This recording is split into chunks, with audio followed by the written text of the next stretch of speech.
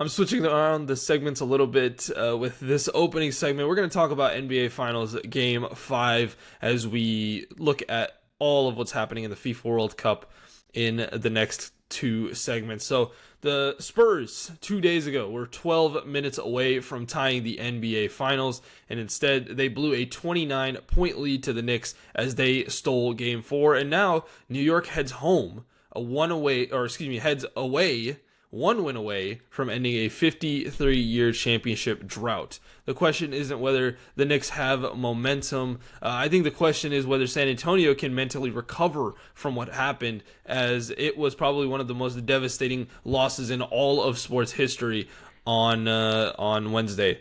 I think let's just start out by just keying in on what the defining matchup was in Game 4, and it was between the two superstars. I think it's not necessarily how some people may think it is. It is Brunson versus Wembanyama, and the chess match that has been going on between coaches with those two pieces.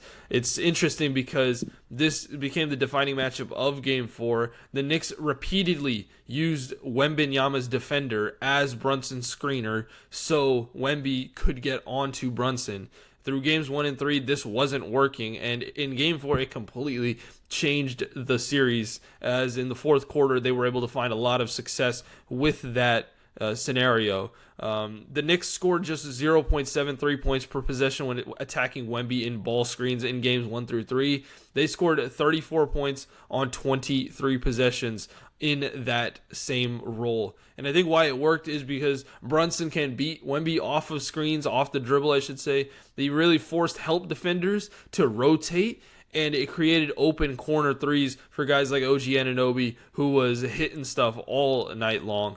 Wemby, again, was pulled away from the basket. He couldn't really protect the rim at that point, and I think it was really apparent on that last shot of the game where OG Anunoby was able to go through a slew of guards to get to the rebound and tip the ball back in. And he obviously couldn't recover quickly enough. I wanted to ask you, before we move on, do you think that Knicks have kind of finally figured out how to neutralize Wembanyama, or defensively, I should say?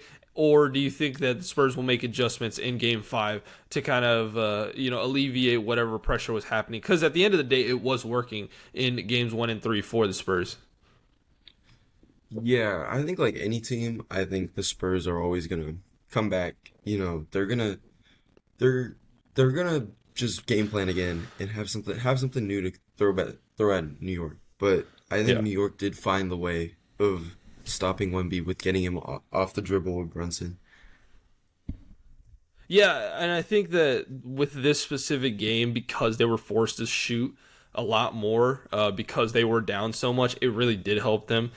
Because at the end of the day, Wemby's not really going to defend these interior plays, because he knows they're going to have to go to the exterior, the perimeter of this offense whenever that was happening. Moving on, can the Spurs adjust from this?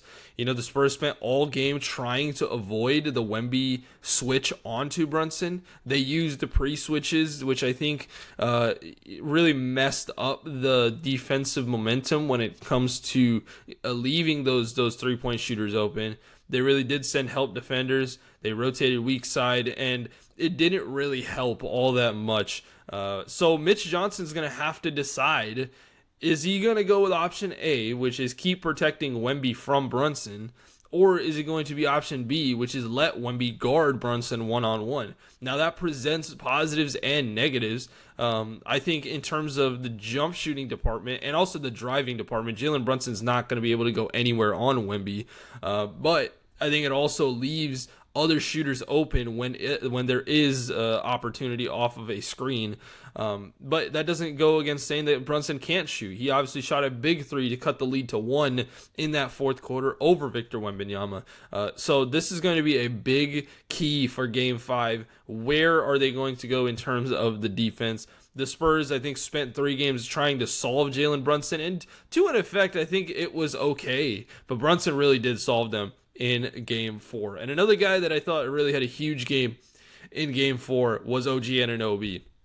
and not just because of the game winning tip in at the end of this game, but he had 7 made 3-pointers in game 4. He obviously was responsible for the leap that was at the end of that game. But this guy has been cooking all series long. 12 for 19 on corner threes in these finals. He's 24 for 45 this postseason on corner threes. And I think why it matters is everyone's going to talk about the Brunsons, the Cats, the Wembys of the world in this series. But Anunoby has really become the pressure release valve for every time San Antonio collapses on Jalen Brunson.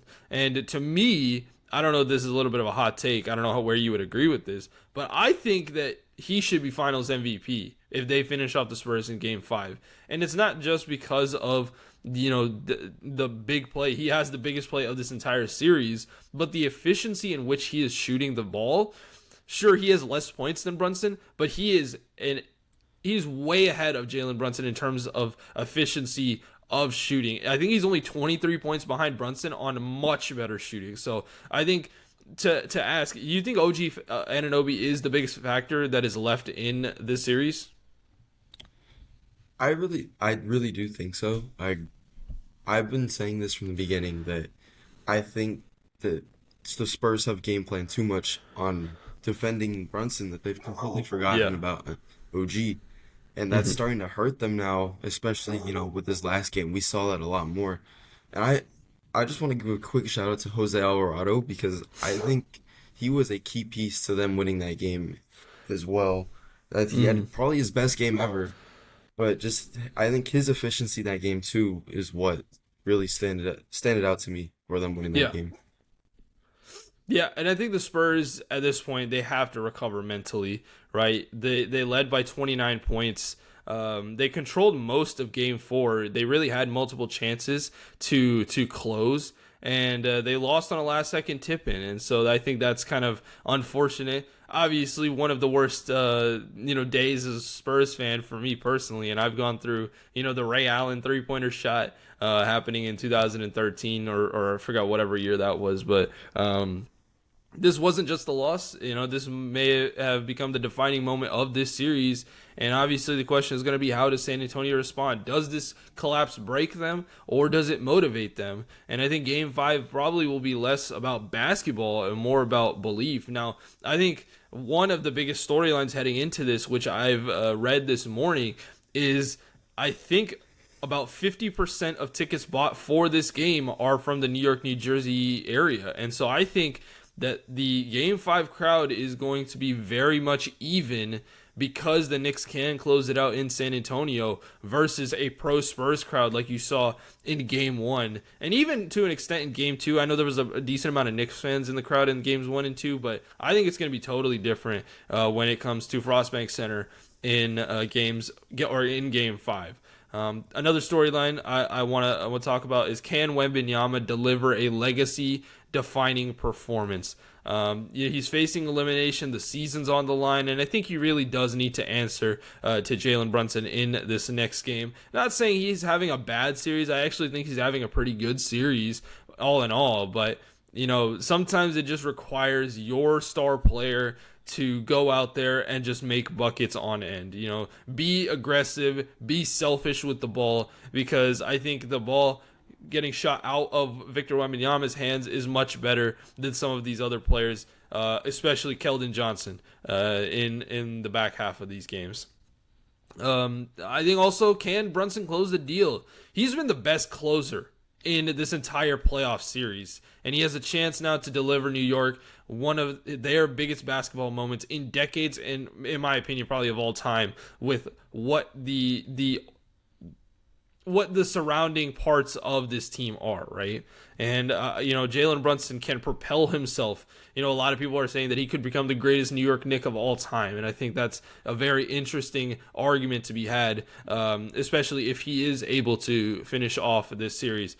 And the final storyline for me, can the Knicks finish it off? I think the hardest game to win is a closeout game, but we've seen in these last three series that in closeout games, the New York Knicks are able to absolutely destroy teams on the road nonetheless, right? In game 6, I believe they did it in Atlanta. Yeah, they did. In game 4, they did it in Philly. And in game 4 against the Cavs, they did it in Cleveland. So this is, again, it's going to be a tough ask for the New York Knicks to close out a series against the San Antonio Spurs.